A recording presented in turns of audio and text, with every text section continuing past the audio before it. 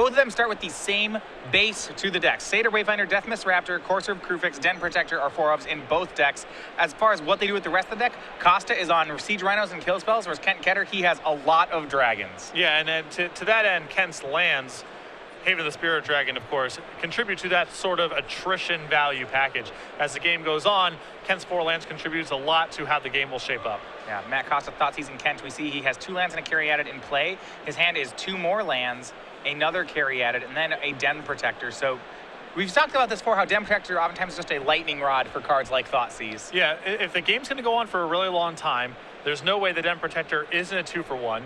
And your Thoughtseize doesn't have a lot of value because the Den Protector can get back whatever it is you took anyway. So unless you're in really specific circumstances, Thoughtseize is just tagging Den Protector every time. All right, the draw for Kent was Satyr Wayfinder. Now, he was on a mulligan to 6 on the play here. You see the Satyr is going to go ahead and hit a land. It's a copy of Urborg. So he puts some creatures in the graveyard. So he was on the play on 6, so he's down 2 cards in the attrition fight. That said, this is a matchup that is pretty good for Kent because of just the strength of his late game. Yeah, he does have a very powerful late game, although unfortunately for him right now, he's lost a Den Protector, 1 just got flipped over. So he's drawing to 2 Den Protectors, and then his dragons here to give him some punch as the game goes on. And having already mulliganed, he's just light on total resources. Yeah, I mean, he does get to sneak some free resources. He does play a full 4 copies of Haven of the Spirit Dragon as well, but none of those are in play just yet. So he is already top decking, which is a good spot for Costa. Although Ken is drawing very live off the top of his deck. He's got his 2 Den Protectors, and his dragons are all high impact plays. Yep, 3rd land from Costa as he passes back. You see Matt choosing not to fire off Thoughtseize, instead holding up Abzan Charm. Always a pleasure to watch him, especially with technical play on his side. Yeah, it just has a very tight understanding of the way the game is supposed to go. Well, here's the draw for Kent. It's Deathmist Raptor. And we'll see holding up that Abzan Charm for Matt. May have been a pretty good decision. On end step, he's going to use that. We'll see whether he draws or gets rid of the Raptor with this. I'm surprised Kent didn't put the Deathmist Raptor face down, because Costa might play differently if he respects the possibility of it being Den Protector. It does give Costa the opportunity to exile it with Abzan Charm, where otherwise he wouldn't be able to do so. And Ken has nothing else to do with his mana anyway, so it's incidental for him to flip over the Deathmist Raptor next turn. That is the play that Costa goes for. He exiles it, plays a temple for the turn. He looks to be long on Thoughtseize, 2 more copies in his hand. Now he knows that the remaining card in Kent's hand may just be nothing but a land. As he plays a morph for the turn and passes to Kent. One of the frustrating things, I know that I've been playing these Abzan Megamorph decks a lot recently, and this is a deck that, as it's gotten, Kent's deck, a deck that's gotten popular on Magic Online, has really made life difficult for Abzan Megamorph. You can get card advantage against the Dragons deck, but you see like Matt Costa has card advantage, but it's in the form of cards like Thoughtseize. It's hard for him to actually convert that into a trade. You know, as Kent starts playing off the top of his deck and playing out of his graveyard and playing with cards like Haven, these Thoughtseizes don't actually trade with anything. Yeah, being able to get a lot of impact out of your land slots in an attrition battle is a really big deal. And you see that sometimes in Modern as well, where Jund has access to something like Raging Ravine, and in a battle where we're just trading off resources, one of my lands being able to get in there and be a card that has to be dealt with often tips the scales. And you're going to see a similar thing going on here. Now, Ken has no Haven, and he has no dragons in his graveyard. So we're far away from worrying about that. But it is definitely part of the advantage that Kent has in the matchup. All right, just a temple for Matt as he passes back. Kent's made Deathmist Raptor on his turn. Now, of note, one thing that Matt can do is you see he played his 5th land that turn, so he can build up toward Elspeth and just win the game in a fair Elspeth way. Now, you look at the Den Protector Deathmist half of Kent's deck, and Elspeth's very good against that. As long as Kent doesn't get onto the Dragon's front, these Elspeths should do a lot of work. Yep, I mean, it's still, in some ways resembles an Abzan control mirror match. Elspeth's a key card there, and Costa has Elspeth on schedule. It can get trumped by certain cards in Kent's deck, but Kent doesn't have them right now, so Elspeth is the best thing going on. So Elspeth will make 3 tokens. On that, Matt, on end step, unmorphed his Den Protector and got back a copy of Abzan Charm. He did actually have the mana to cast it because he played a temple, so that's just still in his hand at the moment.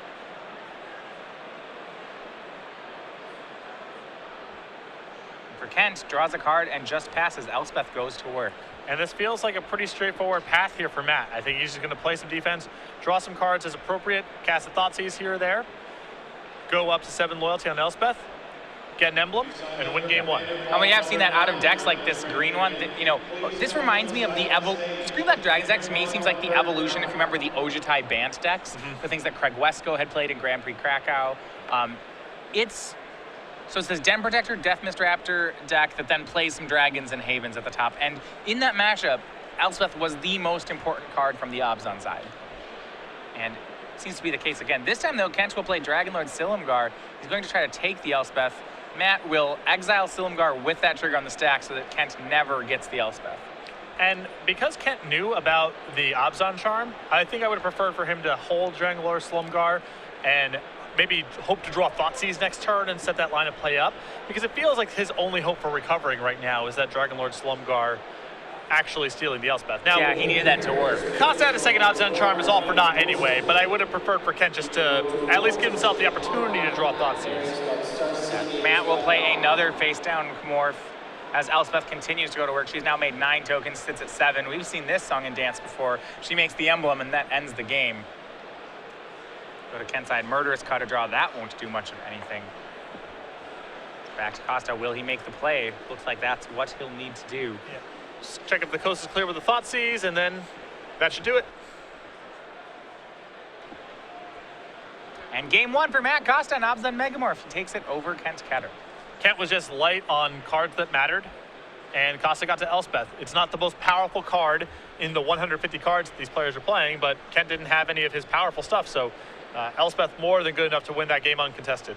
All right, these players get ready to sideboard. We're going to talk to you a bit about the upcoming season of Star City Games Opens. This is our last event of Season 2. So starting actually with the Modern Open today, we begin Season 3. This is how you qualify for the next Invitational, which will be taking place at the end of the summer. So we have the Modern Grand Prix today. If you want to find an event, here's our calendar. We go next week. That's not an SCG Open. We have a Modern Grand Prix in Charlotte, which will be great, and we'll talk more about that one later. But then we start the Open Series schedule, and that's in June in Indianapolis. After that, we go to Baltimore. We take a couple weeks off, and then we go to Chicago for the first time in Open Series history in the middle of July.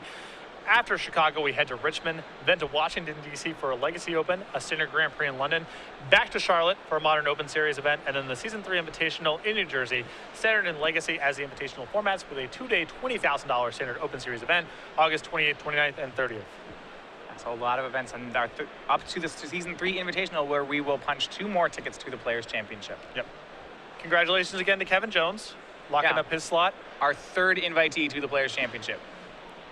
We knew he was going to qualify this weekend. We didn't know how he could have won the Invitational, and then things got fuzzy with the point invite. But Kevin right now, I believe at X and 4 or thereabouts, not going to be winning the Invitational, and as a result, he is your Season 2 point leader. Yeah, there we go. So congratulations to Kevin Jones.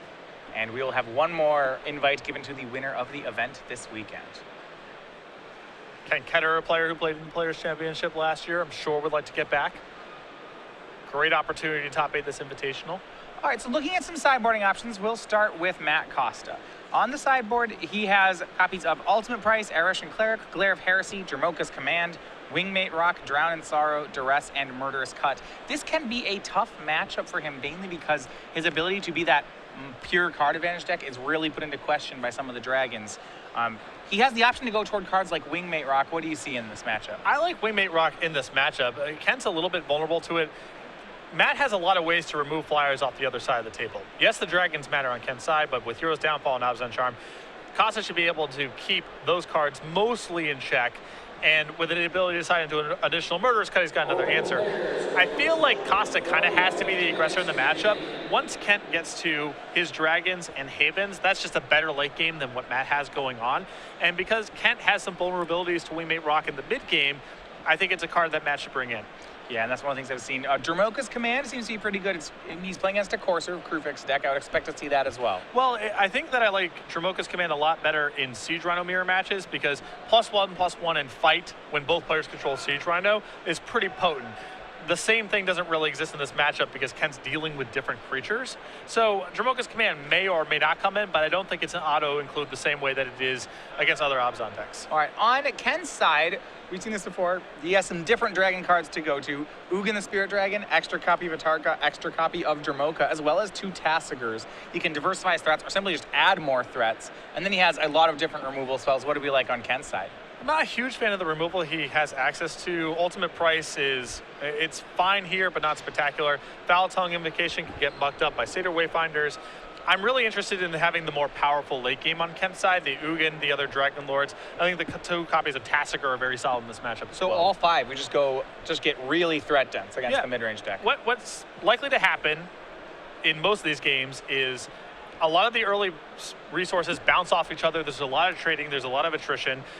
The discard or just the trading draws both players very light on resources, and then who draws the first or second big thing off the top of the deck?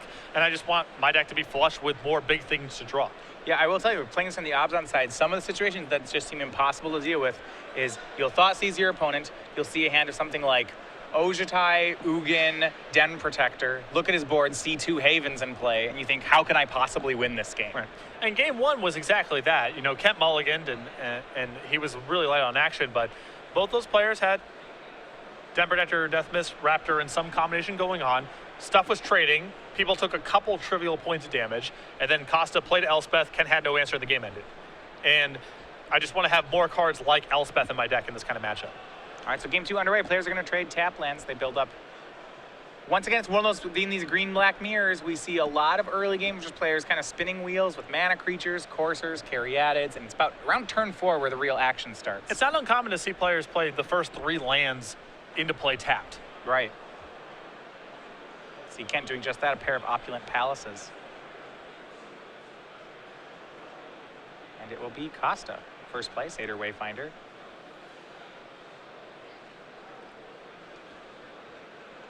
So grab a basic forest off it. Does bin a Den Protector, not a Death Mist. And you look at Kent, he certainly has boarded into some of this late game. Has both Ugin and Atarka in his hand. As he casts Satyr Wayfinder, his is going to hit land, but it will dump a copy of Death Mist Raptor into the graveyard. That certainly is a great spot for Kent, as well as the Tasigur, which he's boarded in. It's a nice place to be. The Death Mist Raptor is not a high-impact card in the matchup because stuff is often trading, the ground gets locked up pretty fast, but you'd still rather have the Death Mist Graveyard and the Death Mist Raptor in the graveyard than anywhere else. All right, Satyr Wayfinder will swing in. Will Kent trade them? No, he will not. See a Haven among Kent's lands. Matt's going to Thoughtseize, though, and see what he's working against. And this was the exact problem I was describing. So you look at his hand, and Matt, you try to Thoughtseize it, but you see Ugin, Atarka, Haven, another Atarka, and then Wayfinder, land, Courser. It's so hard to Thoughtseize it. There's 4 dragons in it. This is also a reason why I think Costa, even though they're not spectacular in this matchup, has to consider bringing in Windmate Rock, because I think Kent's top end is a little bit better than Matt's. He can't actually answer all these threats, so he just has to answer Kent's life total. Yeah. You see, actually, there's so much top end that Matt just foregoes all of it and takes the Courser. The way for Matt to answer the top end here is for Kent to miss land drops and never have to deal with the top end. Another Wayfinder for Matt will help him continue hitting land drops. Sees a Temple, Murderous Cut, Obzon Charm, and Sandstep Citadel. He'll go for the Temple out of those. Already played his land for the turn, though, so we're back to Kent.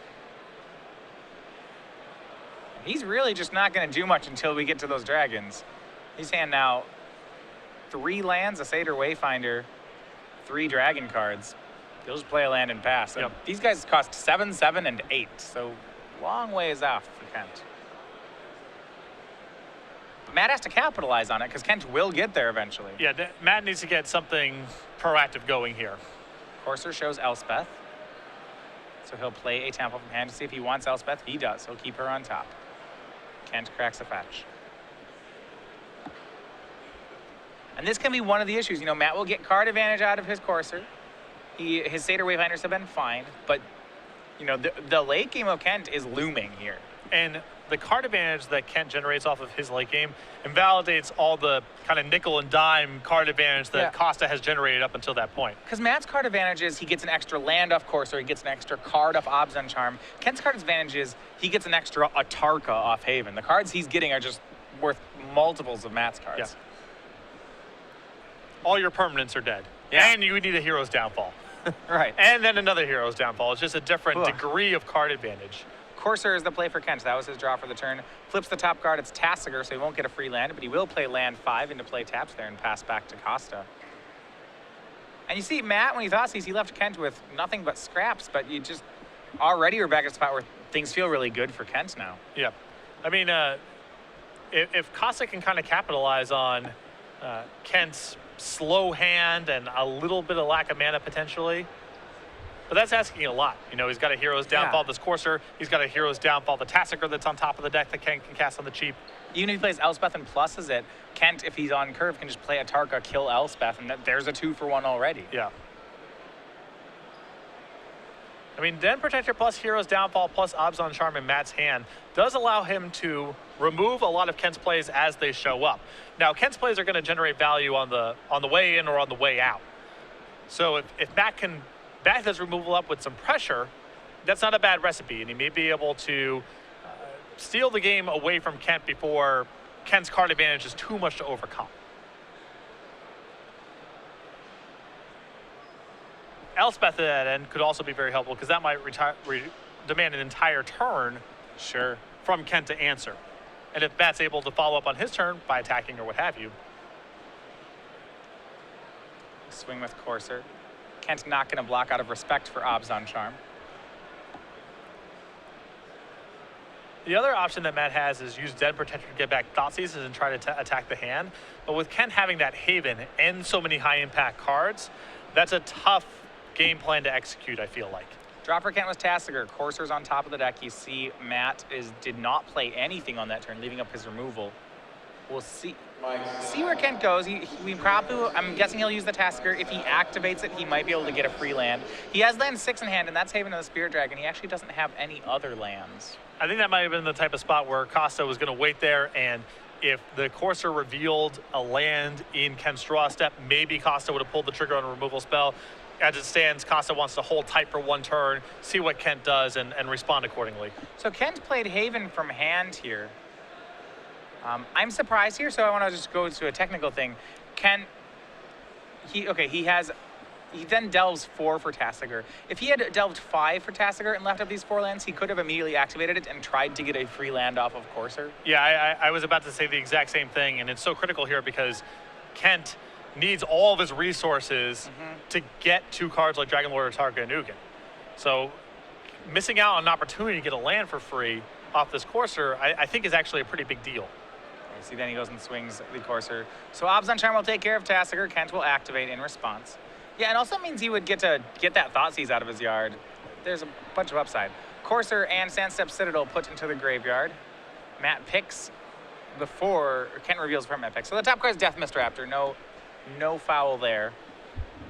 We'll see what Matt wants to give Kent back. The only upside for running it the way that Kent does is if you want to have the option of getting back Death Mist, or you want 2 valuable cards in your graveyard because of your Tassiger, but because there's a Courser on top of your deck, Matt has an easy out to just give you something else. You already know that ahead of time. It's so hard to you generally just want to delve down to the best card in your graveyard with something like Tassiger. You see Kent is given back at the Death Mist Raptor. That one seems straightforward. And then the Abzan Charm hits on the Tassiger. Draw for Matt. Copy of Courser. Den Protector on top of the deck. I do not believe he has the 6th land. He'll try again for it. This is the board where he really would like to have Elspeth. And that was almost a pretty sweet setup there for Kent. For Matt, rather. He almost had the opportunity there of, if he had land number 6 of Den Protector back at Thoughtseize, and then do the same play again the following turn. Right. But he's just a mana short, and so he's got to work around the power in Kent's hand another way.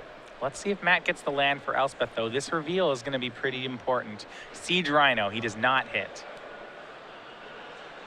And now, left side, what he wants to do, he has enough mana for Den Protector. I mean, Matt can still go on the beatdown plan here. The problem is now that even if Matt does kill the Courser Krufix, there's a couple Death Mist Raptors that will allow Kent probably to hold down the ground for a little while and still get to his powerful cards. Yeah, the saving grace for Matt is while he didn't hit land 6, Kent does not necessarily have land 7 next turn. Here's a swing. It's for 3. Ketter down to 13. Matt's going to follow up with that face down Den Protector. We check out his graveyard. He's got Thoughtseizes, Den Protector, Wayfinder, Courser, and Obzon Charm all available. It's not a pretty turn. Ideally, Matt would like to do Den Protector and do something in the same turn. But with Matt missing his land drops, he just has to use all of his mana. He has to find a way to productively spend 5 mana. And even though Den Protector's upside this turn is limited, it's just a pretty efficient use of his resources that he has right now. Yeah. No land 7 for Kent. The next card's Den Protector. So with 6 mana, he does have his hand has 2 Death Mists, 2 Atarkas, and an Ugin. Which is a hand that Matt might be able to actually damage race, as odd as that sounds. Yeah, well, he can get back Obzon Charms to get rid of those Death Mists permanently. I mean, the question to me is how much does Kent miss this land drop? As if it's just 1 turn, then it's a small window for Matt. Here are the Raptors. Kent will go ahead and just play both of them face up. And now it's really prohibitive for Matt to be trading with the Death Mist Raptors because of the Den Protector on top of Kent's deck. Before, maybe Matt would have said, all right, we'll trade and I'll kind of risk it. Yeah, it gets back Murderous Cut out of the graveyard. Now, keep in mind that that Den Protector on top of Kent's deck can get him back a land if the next card below is not a land. It's a big price to use a Den Protector for that, but might be one that Kent's willing to pay. Yep, at this stage, with as powerful as Kent's hand is, I feel like that's worth doing. Especially if Matt's intending on killing the Courser Crufix. Go back over to Costa. Looks like some beatdown. He misses land again, so he'll play Siege Rhino. I like his choice of card there for the Den Protector. He got Murderous Cut because it's the only way he can play 2 spells in 1 turn, but he does just have to pass. So go back to Kent. He draws its Den Protector. Top card is Temple of Malady. Matt will not let Kent get that one. He's going to Murderous Cut, and I believe it'll be the Courser of Crufix. Seems likely here. And Kent does not have the resources to Den Protector, get back Courser, and play it all in 1 turn. Right, so it'll be interesting to see whether or not Kent Den protects back that Sandstep Citadel anyway. It means he'll be drawing land 8. Well, he does have an Ugin. It still seems like the play. I like getting back the land and just playing the Sandstep Citadel this turn. Because then next turn you'd have Atarka plus 8th land to set up Ugin. Although, the problem now is Kent's at 10. There's Yeah, Siege Rhino in play. It's not clear that Atarka into Ugin is going to completely stabilize this game. Kent does have to be concerned about his life total. Well, it may be his only line, right? Yeah, I think that he does have to do this, but... Yep, so he'll play Den Protector, flip it up, get back Sandstep Citadel, and play land 7. So next turn he'll have Atarka, and the following turn he'll have access to Ugin. Now, whether that will be enough is another question. So we go back over to Costa. Draws Death Mist Raptor, top card. There's the land he's looking for. It's Landmore Waste. He'll play that. Now he has access. Does he have access to Elspeth? Does he have the double white, actually? I believe he has 2 copies of Temple of Silence. Yeah, we have 1 temple hiding there. I'm not positive he has the white mana. I think so. I think you're right. I think they are both Temples of Silence.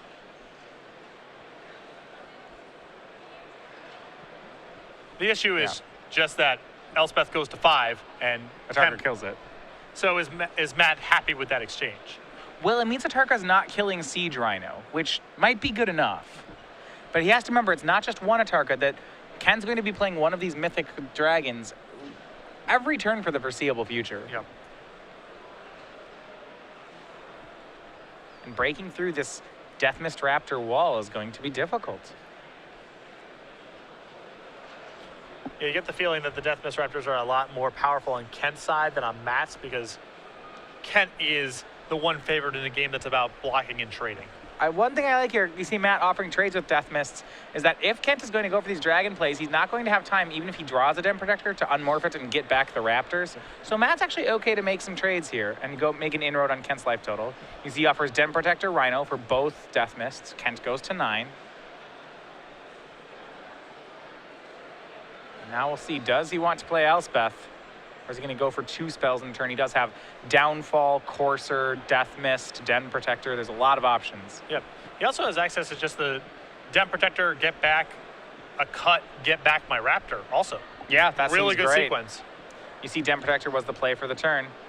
And he'll pass, leaving up mana for Hero's Downfall. For Kent, this turn's pretty scripted out. He has an Atarka, and he'll have land 8, which will be his draw. Yeah. I think that Kent's still at a big risk of getting tempoed out of this game.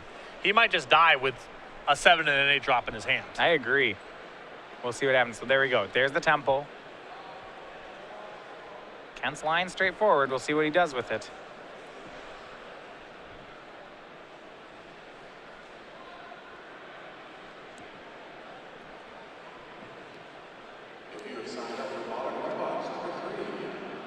Where does he send the Atarka is the question. He's 5 damage to throw around. I mean, given that Matt really needs lands, I feel like Wayfinder and Courser is the best divide, but Temple scries a card to the bottom. I mean, you have to think, if you're Kent, this Atarka is going to die immediately. Yeah. Probably the next Atarka as well.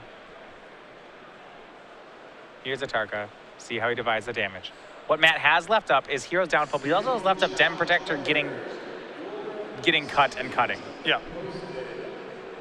Really efficient use of resources here by Matt in a spot where, you know, he's been bottlenecked on mana for a while and has not been able to play that efficiently. He's still doing a great job of getting the most out of every single turn.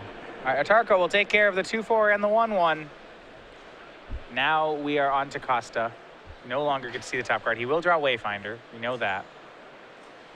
Now we'll see what Western End step. I imagine he'll make the cut play so that, because he knows about the Ugin in Kent's hand and he doesn't want to use the downfall on something that isn't Ugin. Yeah.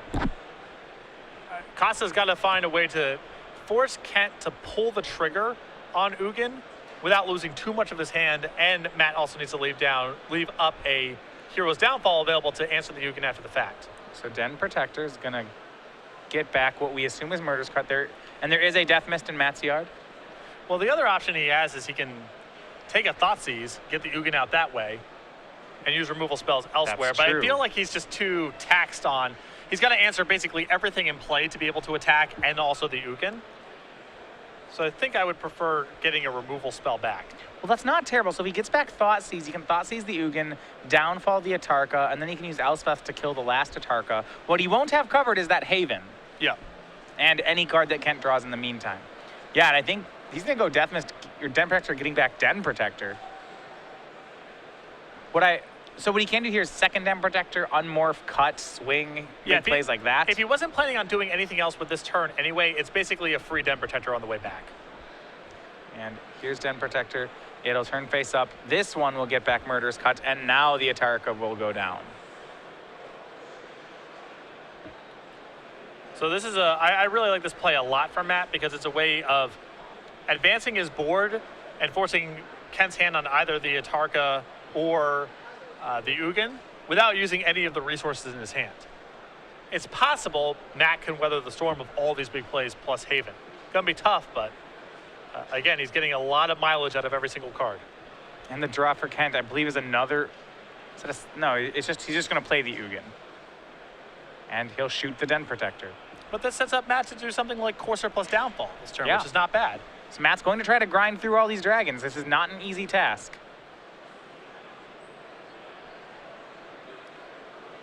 But we'll see if he can pull it off.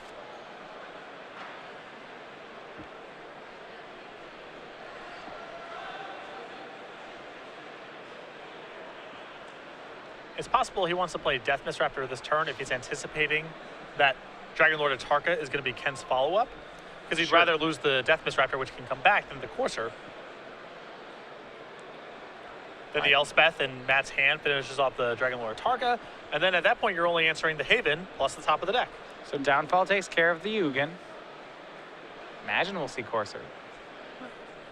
I could see Courser or the Raptor getting played this turn. There's Courser. He'll get a free land off the top. It's Windswept Teeth. And Thoughtseize is the next card. Back to Kent.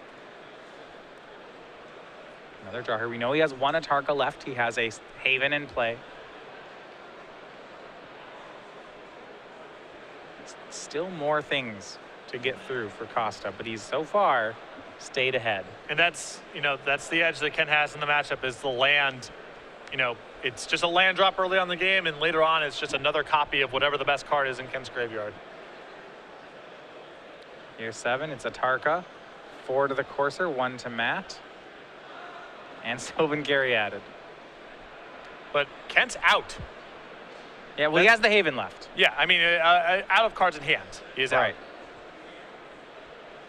Matt has the Atarka answered as well. He does have an Elspeth. It's that last. We said he had him covered except for the Haven earlier. And that right now still appears to be the case. Yep. But at that point, all we're looking at is probably another downfall to answer that, because Ugin or Dragonlord Atarka likely just responds to whatever board Matt has. Right. It's not like Ken can do anything proactive with those cards. What has been great for Matt is that none of these plays on Ken's side have been Dragonlord Ojutai. That's the one that really gets the ops on deck.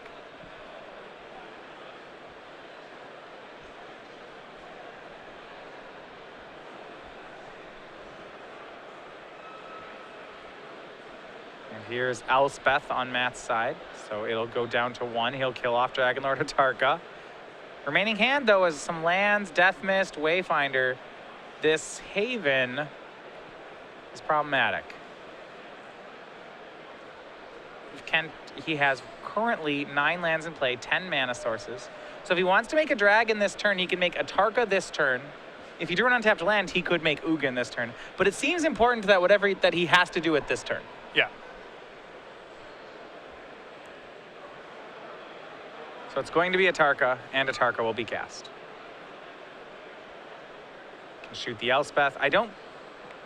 Can't, just deals 5 to the Elspeth. Can't actually split it between Matt and Elspeth. But the thing is, Matt might be able to just race here with Death Mist Raptor getting back Death Mist Raptors. Maybe, because he's ahead, there's a chance. Atarka is very big. But right now, Matt's hand, Wayfinder and Death Mist. Does he have... We'll see where he goes this. He's going to cast Wayfinder. Temple, Wayfinder, Death Mist, Siege Rhino. I like this sequencing, so now that he gets a Death Mist in the graveyard for a path, so maybe he plays his Death Mist face down now. Yeah, another Death Mist Raptor definitely increases that incentive. Temple for Matt, Scries to the bottom. Really good sequencing here by Costa. And critical for Matt here, life total at 17 means he can take 2 hits from Dragonlord Atarka. And still, right, 17, not 16 is very important. Face down, creature from hand, 2 lands in hand. Now the question is, did Kent drew a card last turn and a draw one this turn, and Matt needs them both to be blanks. Yep. Swing will put even the game up at 9 apiece. Dragonlord Atarka an 8/8. She is huge.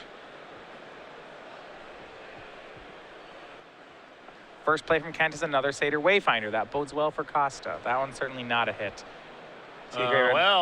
This is where it's just really frustrating to be the ops on deck. Is something measly like Satyr Wayfinder. It finds a Haven. Yep. And the problem is Kent will get back the card on end step, so Matt can't even thought seize it. So now the Atarka is lethal because she swings for 8. Kent gets back Ugin and then 3's Matt. Mm-hmm. Yeah, I mean that is, and it's so incidental that right, happened. just like and by the way, 4 of my lands just happen to be Ugins. I'll tell you. This is frustrating to play against. Yep. Because the deck building cost feels so incidental, and in this so matchup, important. it's such a huge deal. You know, the first time I saw this online, I remember thinking, as a person played a 3rd Haven, I'd be like, he can't seriously just be playing 4 of them, right? And then, no. Seriously. No, he seriously is. And it's good. They're all really good.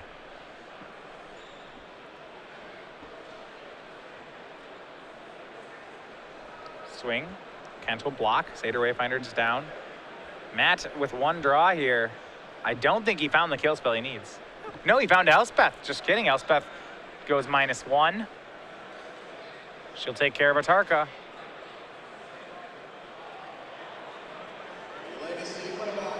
Now this does allow Kent to simply get Atarka back, Kill cast everything. it, wipe the board, and put Matt back under some pressure. But Elspeth is not a shabby draw. No, it's one of the ones that keeps Matt alive.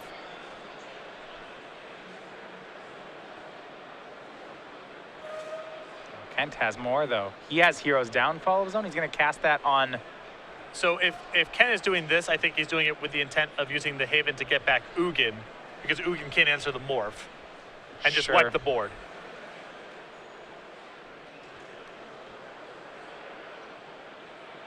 And Haven will get back. Ugin does put more pressure on Matt in that it forces him to have Downfall and not much else. Well, if Ken's going to get back Atarka here, I think that the Hero's Downfall was misplaced. Well, he's getting back Ugin. Those are his 2 lines. Either let nothing happen, get back Atarka, or kill the Morph and get back Ugin. I feel like the difference between Ugin and Atarka in this spot is slim enough that I would have preferred for Ken to just leave a downfall in his hand. Yeah, and here's the frustrating part. Ken, so he's going to play Ugin. His draw for the turn, by the way, was nothing shabby. Just Dragon Lord Ojutai also. Sure. Yeah. Just another haymaker. Yeah, and there aren't even minor haymakers. Ojutai is the best card in the format against the black-green grind decks. I mean, his Abzan Megamorph controlled. Ojutai is headaches. Yep. So here's Ugin. Ugin shoots Elspeth.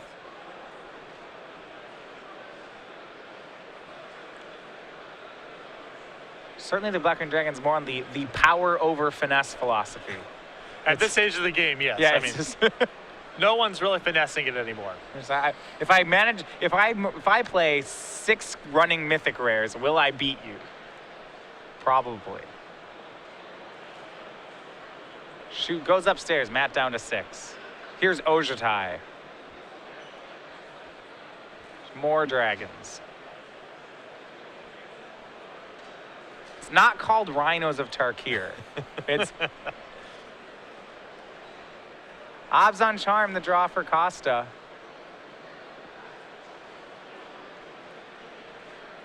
You can still draw into 2 removal spells with this. He could, yeah, and that's what he'd have to do. He doesn't have his own Ugin. That wouldn't even help. Draws Rhino Abzan Charm, so that's just profit, but still a really hard spot. He can play Rhino, he can try to exile the Ojutai. Plays are available here. Whether or not any of them lead to him winning, it's another story. If Costa found, downfall plus charm, he's right back in it. Essentially a parody. Yeah, until Kent draws another Seder Wayfinder, and then everything starts back, over. Yeah. Or one Den Protector that's just, ugh. Thought Seize the draw for Kent. He'll Thought Seize here. That should be game, actually. Yeah, now Ugin shoots, Ojutai swings, that's 7. Yeah, Matt needs to hold this in his hand until Kent moves into combat. Now he can't, and I don't think he can kill Dragon Lord Ojutai and prevent the Lightning Bolt from killing him. You see his face, Costa knows it. Wondering if he's debating if he even wants to show anything. Or can he draw 2 out of it? Well, he can draw 2 into Murderous Cut, plus another Murderous Cut? Do we have 2 cuts? He's drawing pretty slim, because there's still a Thoughtseize on the stack here. So right, you have to draw 2 cuts, right? Oh, he's at 5, and you have to paint. Yeah, it's no good. It's no good.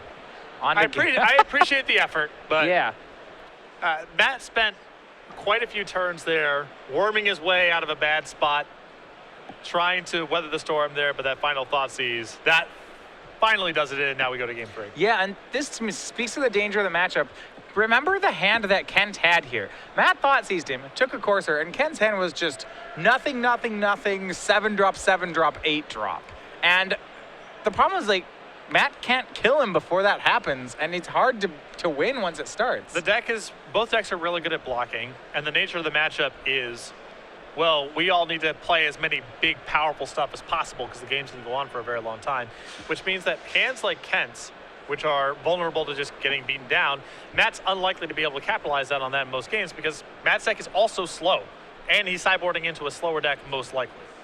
If you count Haven of the Spirit Dragons, Kent can board up to 17 Haymakers for the games 2 and 3. That is an absurd number. Yeah, that's a huge percentage of his deck.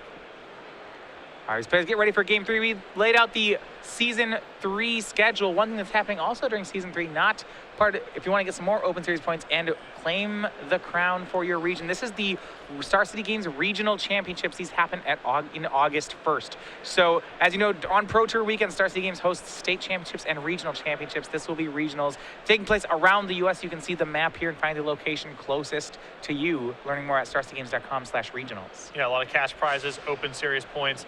This is happening Pro Tour weekend, so if you're not qualified for the Pro Tour, just find the regional championship closest to you. And you can see we've already had the venues announced here all over the United States. Should be able to find a regional championship close to you. All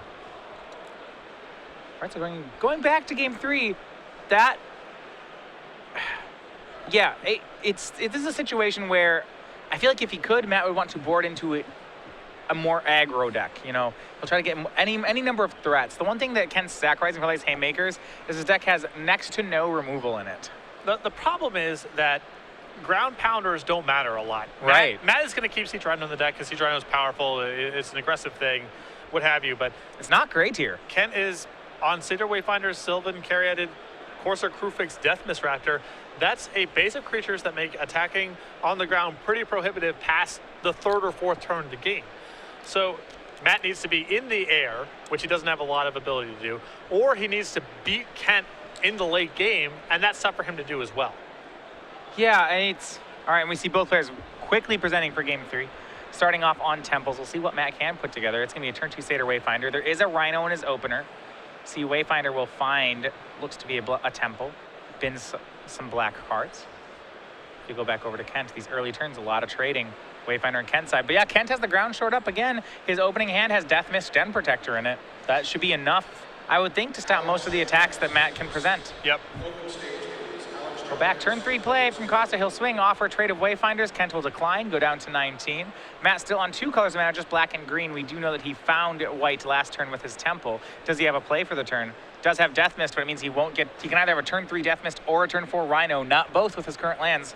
Decision to make, he goes with the Death Mist. And I like Matt erring on the side of aggression here. Just get that out as fast as possible. There's also still the possibility he draws something to cast the Siege Rhino next turn.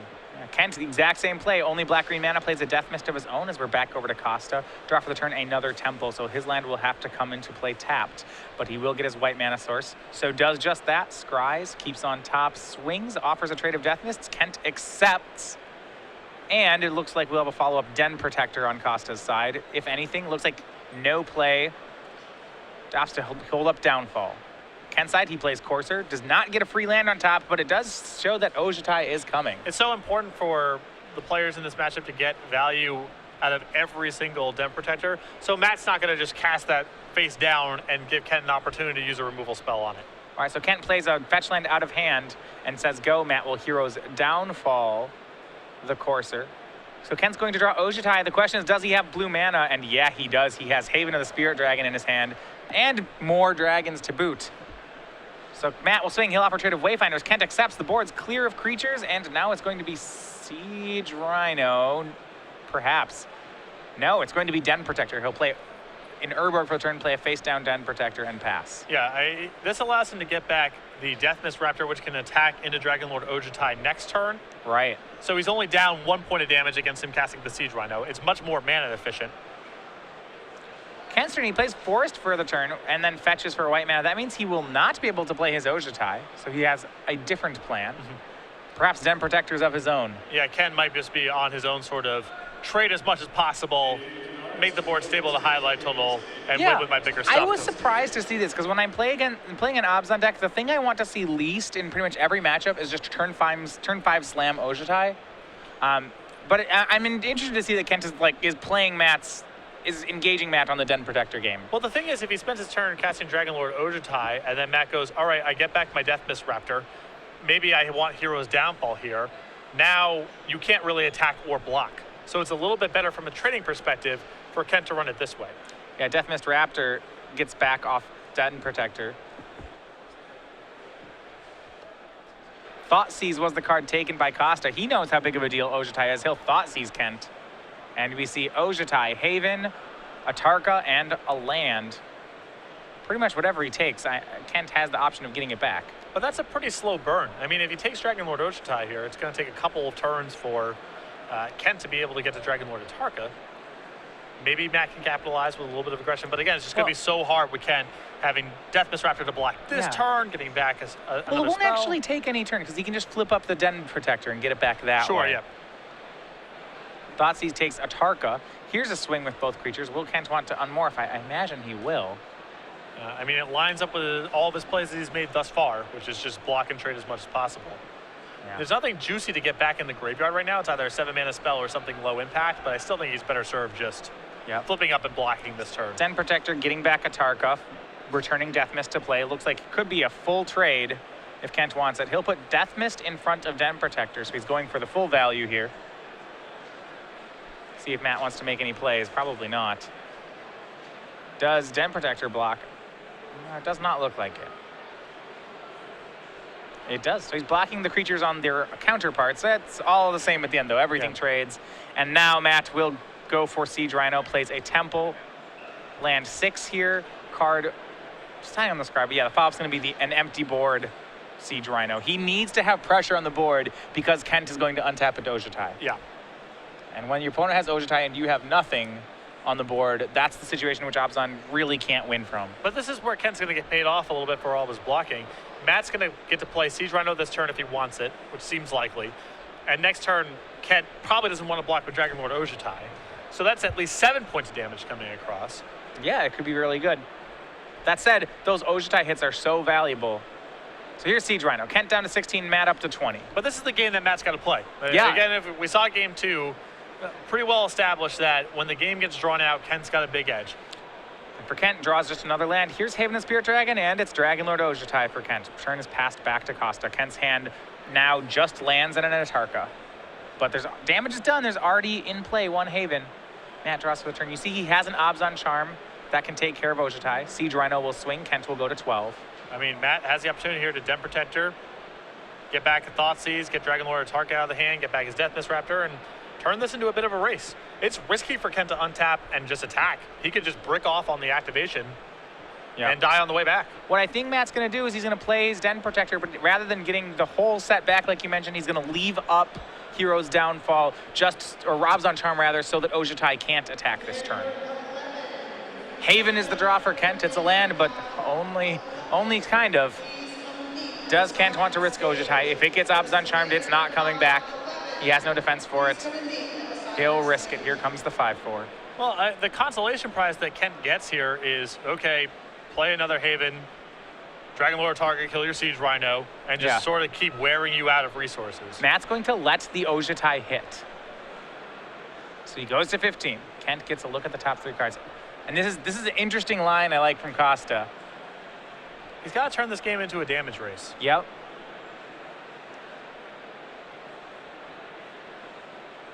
Death Mist Raptor was the selection from Kent. Here's another Haven. And Dragon Lord Atarka. If you're Kent, you know the Morph is Den Protector. He could kill that. He could just kill the Rhino. I imagine it's the Rhino. And it will be. So Matt didn't want to Thoughtseize the Atarka. He didn't want to Abzan Charm the Ojutai. What is he holding up the mana for?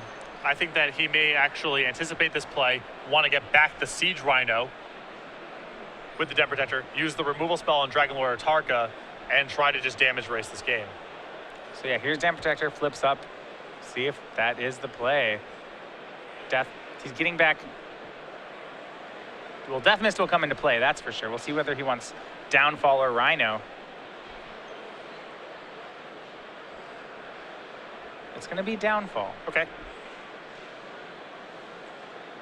Still a 2-turn clock.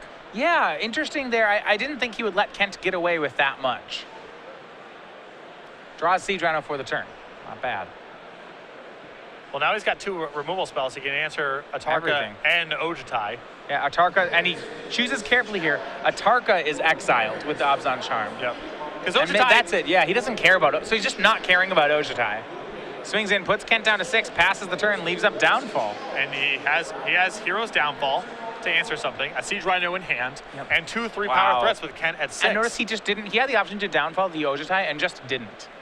I think that he's fine with Kent hitting with the Ojutai and just killing the follow-up play. If Kent wants to remove his own blockers, Costa's fine with this. Yeah. Really heads-up play to note that this was supposed to be a damage race. There's a lot of counterintuitive plays. You know, when my opponent hits me with Ojutai, I generally want to Downfall it when I have one. Right. Morph from Kent, he'll pass the turn. And Matt will Downfall the Morph. Looks like it was Death Mist Raptor. He'll flip it up and get another Death Mist into play. Then it dies.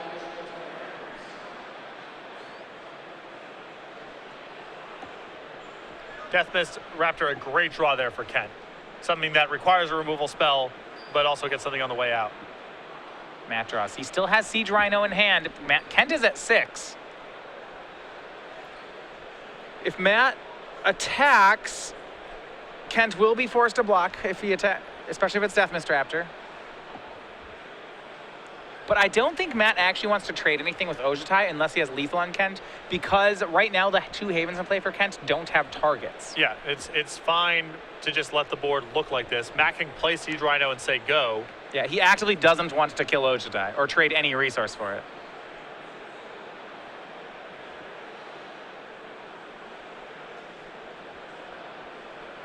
The merit of offering up a trade here with the Death Mist Raptor is Kent probably blocks with Death Mist Raptor on Death Mist Raptor. Right.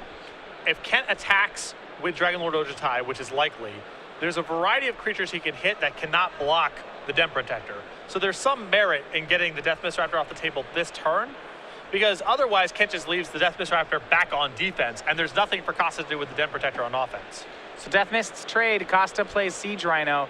Now, if you're Matt, I feel like you're happy that Kent traded with the Death Mist. I think Kent wanted to trade with Ojutai, actually. Right, and this, now Kent's hand is forced a little bit where he has to make attack. Before he could have traded Dragon Lord Ojutai for the Death Mist Raptor and now, looped it back. Before we speak too soon, looking at this this may look very silly, because if you look at the top 3 cards that Ojutai found, one of them is a certain Spirit Dragon, and that's going to be huge. Kent needed a way to deal with 2 attackers, and what a card to do it with. It's Ugin the Spirit Dragon. That will exile Matt's board. Also leaves Kent with Ojutai in Ojutai in play. I mean, that's pretty much perfect. And now he's left Matt in the spot where Matt just has to top deck Siege Rhinos. There is a Siege Rhino in the graveyard, so drawing Den Protector will work as well for Costa. He's got 2 turns. 2 turns. 2 turns. Possibly more if he draws a removal spell, but right now 2 turns. Big find for Kent.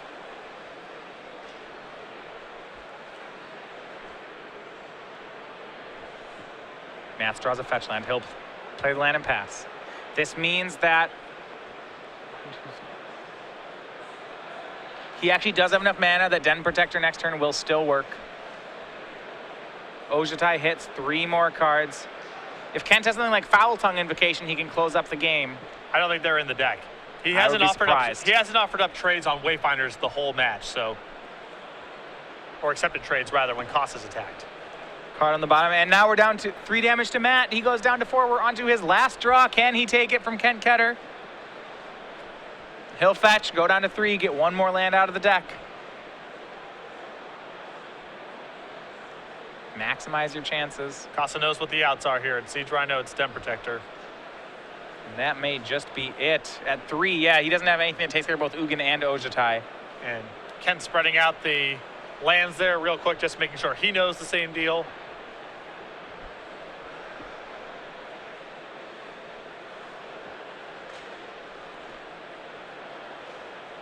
And does he hit? It's Death Mist Raptor. That will not do it. And there you go. Kent Ketter, 2-1, defeats Matt Costa. He stays at 10-3 losses, still live for top 8 for Costa. A really well-played match. I loved his play skill on it.